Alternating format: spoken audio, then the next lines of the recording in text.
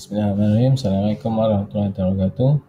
Sekarang kita nak buat table daripada data. Table ni sekarang berada dalam sheet dan kita boleh tablekan dia secara mudah lah. Okey. Cara-caranya adalah dengan contoh ada senarai nama ni, nama dengan my card, nama untuk pelajaran 1 sampai pelajaran 8, my card 1 sampai my card 8. Jadi kita highlight table senarai range daripada sel mana sampai sel mana. Contoh ni sel A2 sampai B10. Klik menu format, kemudian convert to table.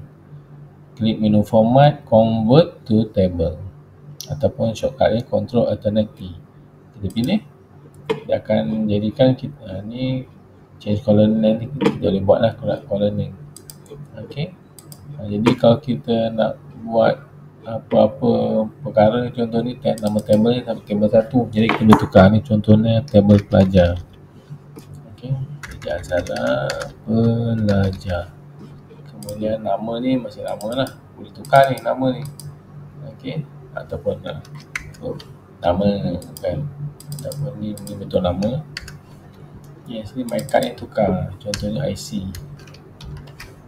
Okey. Jadi bila dah macam ni, sekarang nak sorting nama ni, kita boleh sorting A to Z, Z to A, kemudian IC ni kita boleh sorting juga dan boleh filter siap-siap.